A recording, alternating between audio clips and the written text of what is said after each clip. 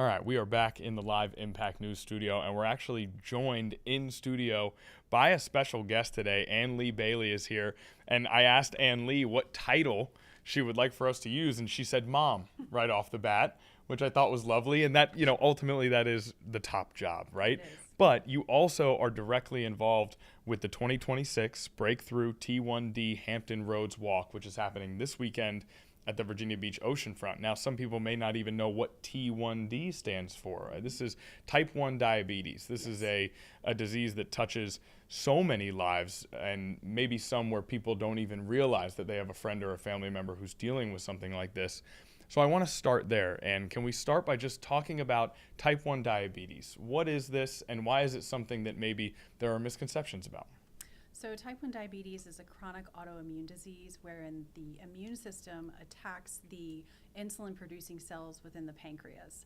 And a person living with type 1 diabetes has to rely on daily insulin injections or the use of an insulin pump just to survive. So it's not a disease that can be managed by diet and exercise alone. And it's a very kind of hidden disease. You don't really see it going on, but a person living with type 1 is making decisions about their food, their activity, pretty much everything 24/7. And so that has a huge emotional burden on a lot of people, and it's just something that we don't see behind the scenes. Yeah, and I think that's the best way to, you said hidden at one point, which I think is a really good way to describe type 1 diabetes. So many people afflicted with it and you don't even know, going through so much and you don't even know. And I think this is something that you can speak to maybe better than most because you have personal experience with type 1 diabetes, if you don't mind telling us Yes. about your experience. So my family's been affected by type 1 diabetes directly for just over 5 years now. My son was diagnosed at the age of 12 in March of 2021. And so this mission is deeply personal for me because I want him to live a very long, healthy life, and I'd like him to live without this disease, quite honestly. And so, that's really where everything began with us right there in that hospital. How do we get involved? What can we do to support him and further the mission to find a cure for type 1 diabetes? Yeah, 12 years old. What is it like to try to explain to a 12-year-old something like this? It's emotionally gut-wrenching to look at his face and see that he felt like his life was over at 12 years old, and to hear him say things like, I am not going to play soccer anymore. I'm not going to be on the swim team anymore. That is heartbreaking for any parent. So it took a lot of time to adjust to the new way of doing things in our life, and it took a moment to step back and say, let's learn a little bit about this disease and how we manage it, and let's learn about people who are living with it and thriving every day, because you can too. And that was a real challenge for a 12-year-old, but he faced it head on, and he's thriving now. We're about to graduate from high school in just a couple of weeks and go on to college. And so we're just trying to keep him healthy and moving forward. Okay, so headed off to college. How are you feeling about that? Great, because he's going to ODU. Okay, right down the street. Yes. Okay, very good. So he'll be a Monarch. Yes. And we cover the Monarchs very closely here, obviously, at 13 News Now. So we know that he's going to have a wonderful time over there. And, you mentioned how he's now thriving and how you guys started out by maybe learning more about people who do thrive despite this challenge. What does thriving in the face of type 1 diabetes look like? Well, it means continuing to live your life just as you wanted to. Again, he was a soccer player at the time, and he had a fear of going back onto the field and playing the game, and what would happen. Would he have highs and lows? How would we manage that? And that was something that we all learned to do together as a family. And so he's moved on to playing travel volleyball. In fact, just won a championship last weekend. So to me, that means he's thriving. He's doing the things that he loves and not letting this disease manage his life. He's managing the disease. How proud are you of him? With just hearing you say that, it sounds like something that I just wouldn't even be able to handle as a parent, because I'd be so prideful. I mean, what's it like for you getting to see him conquer this like that? He's my hero. Yeah. Yeah, and now headed off to ODU, volleyball player. He obviously has, like you said, he has thrived. But for that parent who is just getting this information with their 12-year-old, they may see him and you and how you guys have conquered this, but maybe it's hard for them to take the first step towards that ultimate destination. For someone who's like, where do I start? Community is everything. Yeah. I was very fortunate in that the school he was attending did connect me with another family who has become our family. And that mom took my hand and sat down with me and told me what it was like in their first months and years with diabetes. And I learned from her. She gave me resources. She connected me to Breakthrough T1D, and just helped me see that there is hope beyond that diagnosis. So for anyone who is new to this, I encourage you to get involved with Breakthrough T1D, the community at large. We're all here to support each other and provide hope and information to make this an easier burden to have in our lives. Yeah, let's talk about Breakthrough T1D. What is this organization? How do people get involved? How long have you been involved? Whatever you want to tell us about it. Sure. So Breakthrough T1D is the leading organization for research and advocacy for diabetes research. Their mission is to accelerate life-changing breakthroughs to cure, prevent, and manage the disease, which they are doing. So I'm very excited about that. I got involved with Breakthrough T1D literally the day he was diagnosed in the hospital. While he was being cared for by the doctors over at the Children's Hospital just down the street from us, I was sitting in the chair next to him with my laptop researching how I could get involved. With Breakthrough T1D, I learned about their fundraising efforts, the clinical trials, and advocacy, which has been one of my passions. And so I signed up for advocacy that day and began looking at ways that I could help support their mission and fundraise to further that research and progress that we're making. Yeah. Anyone who wants to get involved can go to breakthrough-t1d.org. All of the information is there. There's something for everyone in every community. And Nia Campbell has pulled up breakthrough-t1d.org here for us on our screen. You can see it, easy to access, easy to go and figure out how and where you can help. And if you scroll back up just a little bit, Nia, we see the walk there.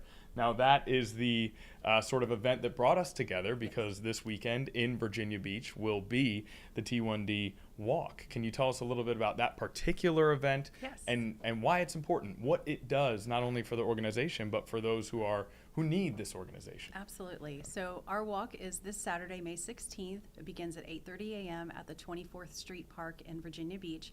This is a community event bringing families and friends together that are affected by type 1 diabetes. We will have family-friendly activities, and we've got coffee and snacks that are provided by Wawa, and we'll take a walk together as a community down the boardwalk for about a mile. It's a great way for all of us to come together, meet others in our community, learn about what's going on in our community and how we can participate and support Breakthrough T1D's mission. To participate in the walk, there's no fundraising minimum. It's open to individuals, families, corporations, and you can register and learn more about the walk by going to walk.breakthrough-t1d.org/Hampton Roads. Yeah, and I'll be there. I'm Yes. very excited, and we are, it looks like, going to be blessed with wonderful weather for this Absolutely. event. And the only reason I'm there is because I was connected with you guys through Janet Roach, our main anchor, who has joined us here in studio. Janet, if you want to come up and hop in on this, you're more than welcome. I've been listening. I don't know. Come on over here. Here. Here. Mhm. Thank you so much. Absolutely. Thanks for having coming. me. So yeah, well, it used to be JDRF, right? Yes. It changed the name, but the mission has been fabulous. And just like you said, we got involved immediately after my son was diagnosed when he was 8. He was almost 9, and he was diagnosed. It just kind of came out of nowhere, not in the family. And I just remember the doctor saying, well, has your son had a cold in the last 6 months? And I was like, well, I think so. Well, he said, that's probably what caused it. It was probably viral. I thought that was the craziest thing. But it does take a village. It does. And we had great nurses while he was in school, and he would have to go to the nurse every day. I know, I don't have to tell you. And then the math equations, do you remember that? When they're teaching us how to figure out how much insulin to give him based on his weight and based on how many carbs. And so it's a lot. It's a journey. And so I'm glad that they are having the event this weekend. and that Connor is going to be involved. I've been involved. We have a big graduation this weekend, Oh, so exciting. yeah. Yeah. So thank you so much. Oh, absolutely. I'm really honored to be here. And, your story is similar to mine. My son was diagnosed with COVID and strep on the same day. Oh. And after we came out of quarantine, we started seeing other things go on. And so I Googled what I was seeing, and it took me directly to the JDRF website. So Okay. that, Yeah. that was a moment.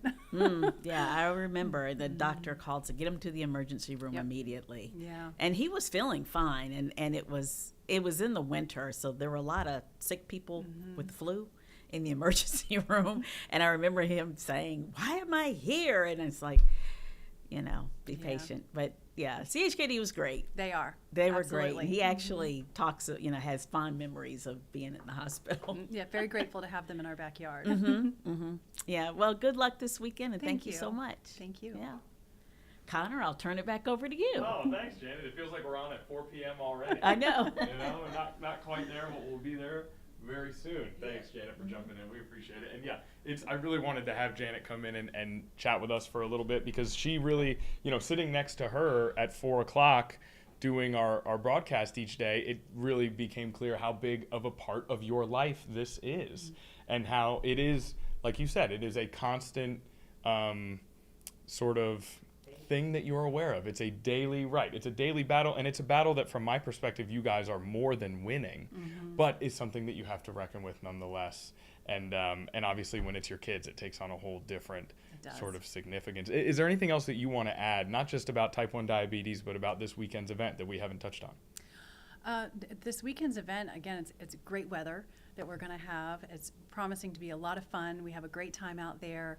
And again, those who are new to this, come on out and spend some time with us, get to know the other warriors that are out there fighting for the research and the cure that we hope to have one day. And we really would love your support. And so if someone's sitting at home and they're saying, I like the oceanfront, I like sunshine, I like helping people, I want to know more about this, can they just walk up to 24th Street at 9:30 a.m.? Is this something where there needs to be advance notice? And is it 9:30 or 8:30 a.m.? 8:30 a.m. 8:30 a.m. I almost got that Yes.